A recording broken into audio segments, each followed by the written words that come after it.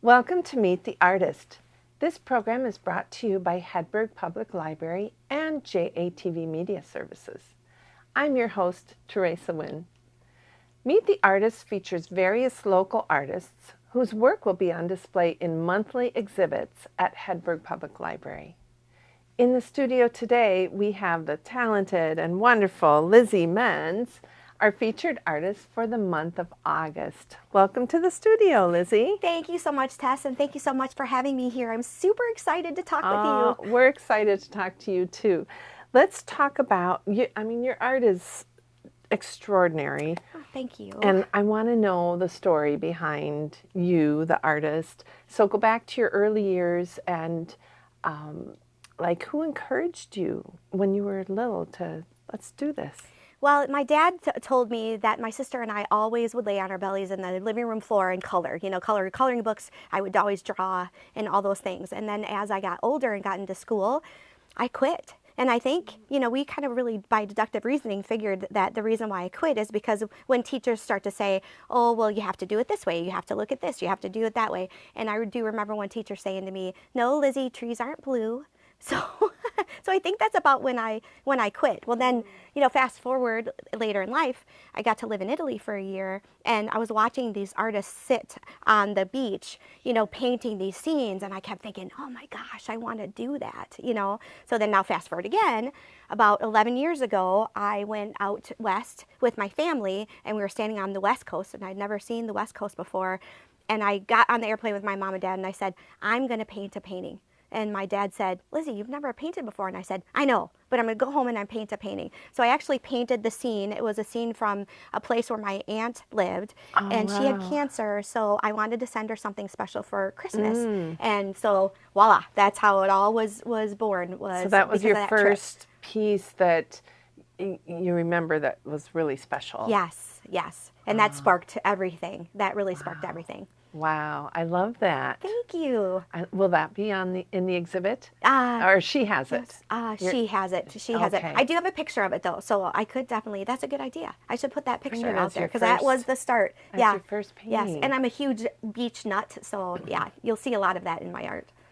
Well, I'm very impressed. Did you go through art classes, do some kind of study, have a mentor, anyone? Nope, no, all self-taught, really. Wow. That I will say this, during our lockdown, when we were stuck at home, my husband said, pick a wall and paint it because I was driving him crazy. And so I picked our entire dining room wall and painted this big beach scene. Well, then that's when I got kind of turned on to all these artists that are on YouTube, and they have all the instruction YouTube videos. Sure. But I will admit, I wanted to learn my own way. So to make a wave that'll look like it's crashing, I found this one gentleman that was on YouTube. And so I would fast forward to the wave and then just learn how to create a wave. So other than that, I'm all self-taught. Everything I've done on my own. But that's part of creating is learning new techniques and then taking what you've learned and making it your own. Yeah, and I love that. Yeah, good point. Yeah. Yes. Yeah. Who inspired you as an artist in your life? Like, I wouldn't say necessarily that teacher, but there should be someone, and it could be someone famous too. I love Van Gogh. I love, the big, bold, bright colors, and I'm all about energy and the energy that he had, and, and the diversity that he had too, from portraits to, his abstracts. Yeah, exactly. So I would say that probably was my biggest inspiration, but I got to say that artist that I have no idea who it was that was sitting on that beach in Italy, that was the cat's meow for me. I mean, you're out there. Yeah, if you're listening. Yes, yes. So you do different types of mediums. Explain a little bit of how you put your art together. Sure. So most of them are canvas and acrylic painting. And just recently, another artist, a friend of mine, she shared with me clay, using a clay acrylic paste.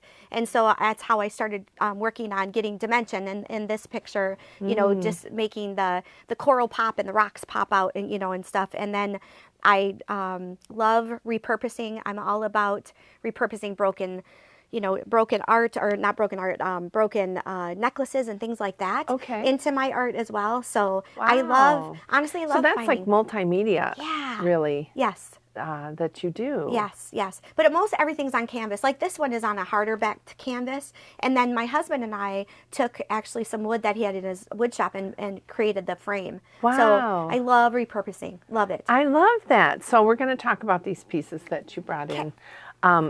And it looks like sand on this. Yes. I love that. Thank you. And rocks. Yes, yes. Which is nature. Yeah, yeah. And I'm a scuba diver, so I love underwater. And that was the first one that I ever did of an underwater scene.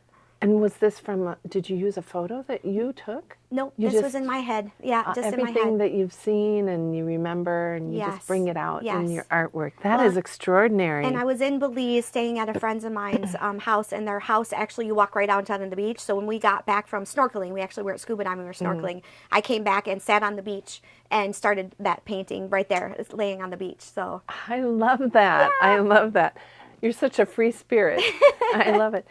Well, and you captured the light coming through from, if anyone's ever been under, a clear water kind of body of water, you do get that. You get the light coming through the waves, and it's filtered in a certain way, and you really captured that with this. Thank you. Thank you. I love it. Let's talk about this piece over here. Tell me about that. So that one was one of the very first ones I did as well, and because I love the underwater, and when you're underwater and the waves are hitting the whatever, the floral, the greens, the seaweed, all that stuff. Okay. So that was the movement of that one. That's what I saw as I was. The colors are so vibrant. Thank you. Yes, yes. And the same thing, like you said about the when the sun is directly down on something, that's I love that. I love the depth too that happens when that light hits underwater. Right. Yeah.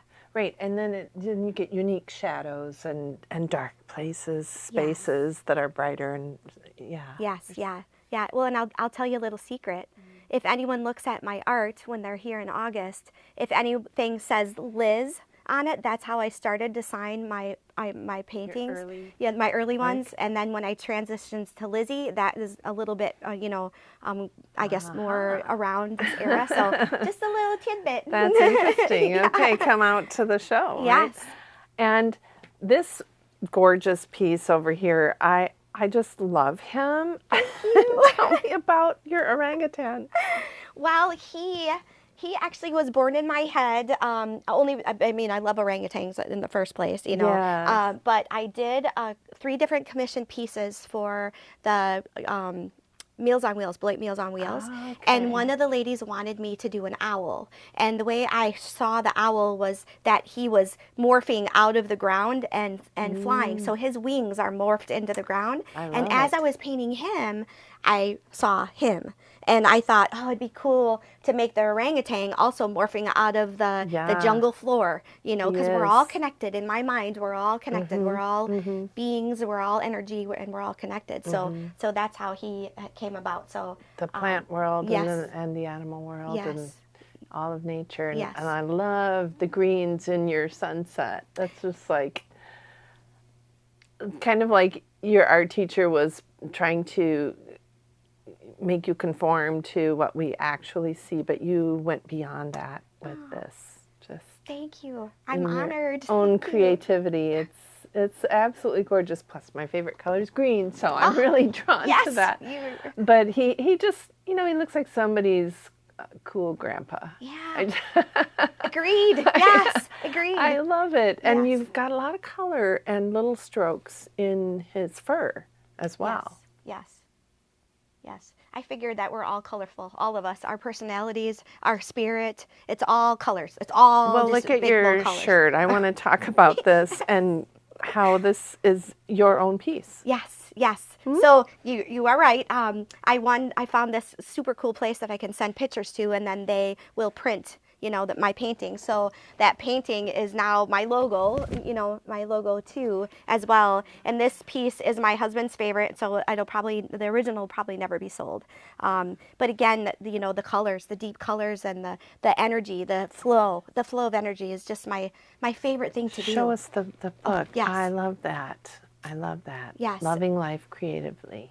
So this, so yeah, my business, Loving Life Creatively, again, was born during our lockdown when I was painting that big beach mural, you know, on our dining room wall. And Quiet Your Mind with Creativity, the whole concept of this journal that I created was also born because I realized when I was painting that wall, the sun came up and the sun went down, and I didn't think about anything else except for creating. And I thought, man, I got to share that with the world, because if more people could use creativity as a tool to quiet your mind just from all the stressors that we have in our lives. Absolutely. How much better and how much happier would our whole world be, you know? So I teach this class called Quiet Your Mind with Creativity, and we go through different activities and things. And the cool thing is too, Jack's Printing does this for me, and the paper is an acrylic paper, so it dries right away, so you can watercolor on it, you can acrylic, you can use markers, whatever. It doesn't bleed through. It's really nice paper. Wonderful. Yeah. I love that you use local Jack's Custom Printing. They are awesome. I use them for my art cards. Do you? Cool. Yes. I want to share just one more piece. I know we usually just do a few, but look at this.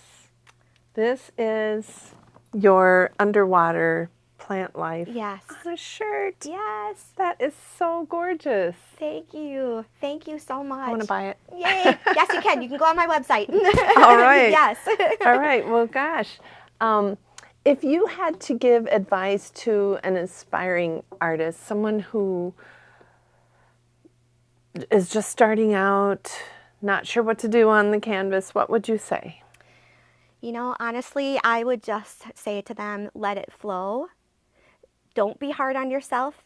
And if someone else critiques it, don't allow that to be hard on yourself either, because art is a perception. You know, I think everyone has a different idea of what they think that they're seeing. You know, that's become to be one of my favorite things to do, is to ask someone, what do you see? So bring out that little kid in you, that wide-eyed kid that didn't care about what anybody else said, and just do it. Just paint, because you never know what you're going to create, and you'll be super surprised when you're done. Super surprised, and you'll be so proud of yourself. And that's all it is it's a learning experience too. I find that you can keep creating and keep expanding and growing as an artist. Yes, and you never know. You just never know what's going to come. Right. So where have you exhibited before then? Have you done exhibits? I have. I did my first one at Raven's Wish with Alicia. Yeah, she helped me. We did for a month a couple of years ago now. Love Alicia. Yes, me too. Me too. Wonderful. Just wonderful. And of course, you know, here now at the library, which I'm super excited for as well. I'm very excited. Was it hard to choose pieces to bring? Yes. Yes, super hard. What I decided to do today is kind of show the progression of my art, you know, so where I started, you know, there, and then the orangutan, you know, and he's kind of a series, so it'll be cool for people to see that at the library too in August. Yes. And then to this one, this is probably the most recent, in-depth, you know, very detailed one that I've done. So that, you know, it's neat to watch other artists too and their progression as well. So I thought that'd be neat to see. Your work is just so cool. I love it. Thank you. Thank you so much. And you're excited for this. I'm super excited for this. I'm so grateful. And I'm so thankful, too, that the library allows all the artists to come out. You know, that's what a wonderful thing. And also what a wonderful way to bring more people to the library, too, because a lot of people are online. And, you know, and coming and actually having a tangible book in your hand is still, you know, it's precious. Hedberg has always been very supportive of the arts, and we appreciate that